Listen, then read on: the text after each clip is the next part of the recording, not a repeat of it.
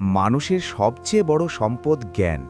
এই জ্ঞানকে কাজে লাগিয়ে জীবনে অনেক বড় হওয়া যায়। আজকের এই গল্পটি যে মনোযোগ দিয়ে শুনবে তার জীবন পরিবর্তন হবেই। এই গল্পটি এআই দিয়ে বানানো নয়, বাস্তব জীবন থেকে নেওয়া হয়েছে। তাহলে চলুন গল্পটি শুরু করা যাক। একটা ছোট গ্রামে থাকত রহিম। রহিমের বয়স সবে 14। বাবা মা দুজনেই চাষবাস করে সংসার চালাতেন। ঘরে খুব একটা টাকা পয়সা ছিল না, তবে রহিমের মধ্যে একটা আলাদা আগ্রহ ছিল, বই পড়ার। গ্রামের একমাত্র স্কুলে পড়লেও সে প্রতিদিন লাইব্রেরি থেকে বই নিয়ে আসত।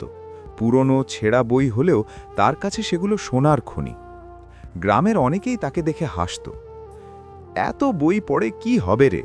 চাষের কাজ শেখ, গরু ছাগলের দেখাশোনা কর, বড় হয়ে বাপের মতো চাষী হবি। রহিম হাসত, কিছু বলতো না। সে জানত তার মনে একটা স্বপ্ন আছে। সে চায় গ্রামের ছেলেমেয়েরা যেন শুধু চাষবাস আর মাঠঘাটের মধ্যে আটকে না থাকে। সে চায় তারা জানুক বাইরের দুনিয়া অনেক বড়। একদিন গ্রামে খবর এলো, পাশের শহরে একটা বড় কোম্পানি এসেছে। তারা গ্রামের জমি কিনতে চায়, খুব ভালো দাম দেবে বলছে। যারা জমি বেচবে তাদের অনেক টাকা হাতে আসবে, এক লাফে গরিব থেকে ধনী হয়ে যাবে। গ্রামের অর্ধেক মানুষ খুশি। কেউ কেউ তো ইতিমধ্যে স্বপ্ন দেখতে শুরু করেছে, নতুন বাড়ি, মোটরসাইকেল, ছেলেমেয়েদের শহরে পড়তে পাঠাবে। কিন্তু রহিমের বাবা চুপচাপ ছিলেন। তিনি বললেন, জমি বেচলে টাকা আসবে ঠিকই, কিন্তু তারপর আমাদের আর কোনো কাজ থাকবে না। আমরা কি করব সারা জীবন? রহিমের মা বললেন, তাই বলে এত টাকা হাতছাড়া করব? এমন সুযোগ আর আসবে না। রহিম সারা দিন ভাবল। রাতে ঘুম আসছিল না। সে বুঝতে পারছিল টাকা অনেক কিছু কিনতে পারে, কিন্তু জ্ঞান কিনতে পারে না। আর জ্ঞান ছাড়া টাকা একদিন শেষ হয়ে যাবে। পরদিন সকালে রহিম গ্রামের চৌমাথায় দাঁড়িয়ে সবাইকে ডাকল।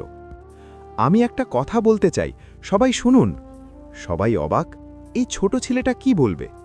রহিম শুরু করল, আমাদের কাছে দুটো রাস্তা আছে। একটা রাস্তা টাকার, অনেক টাকা পাবো, কিন্তু কয়েক বছর পরে আবার সব শেষ। আর একটা রাস্তা জ্ঞানের। এই রাস্তায় হাঁটতে সময় লাগবে, কষ্টও হবে, কিন্তু এই রাস্তা কখনো শেষ হয় না। যতই হাঁটব ততই নতুন নতুন জায়গা দেখব। সবাই চুপ করে শুনছিল। রহিম বলে চলল, আমাদের জমি যদি বেচে দিই তাহলে কোম্পানি এখানে কারখানা বানাবে, তারা অনেক লোক রাখবে, কিন্তু সেই কাজে যারা যাবে তারা শুধু শ্রমিক হবে। যাদের জ্ঞান বেশি তারা ম্যানেজার, ইঞ্জিনিয়ার, অফিসার হবে।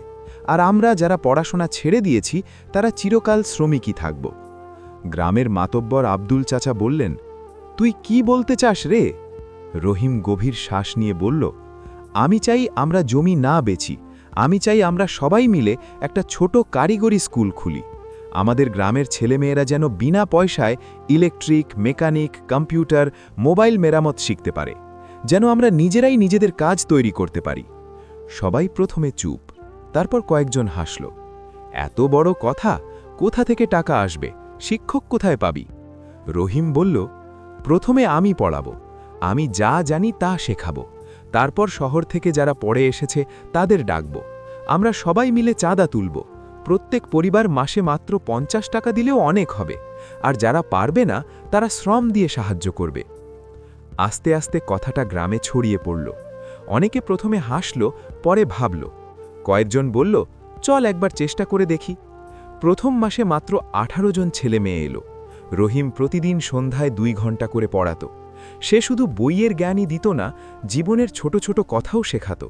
কিভাবে মানুষের সাথে কথা বলতে হয়, কিভাবে সমস্যার সমাধান করতে হয়, কিভাবে হাল ছেড়ে না দিয়ে চেষ্টা চালিয়ে যেতে হয়। 2 বছর পরে সেই ছোট ক্লাসটা বড় হয়ে গেল।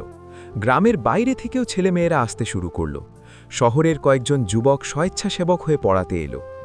আরও 3 বছর পরে যখন কোম্পানিটা আবার এলো জমি কিনতে, তখন গ্রামের মানুষ হেসে বলল, আমাদের আর জমি বেচার দরকার নেই। আমাদের ছেলেমেয়েরা এখন নিজেরাই কাজ করছে। মোবাইলের দোকান, ইলেকট্রিকের কাজ, কম্পিউটার মেরামত, এমনকি ছোট ছোট সোলার প্যানেলেরও ব্যবসা শুরু করেছে।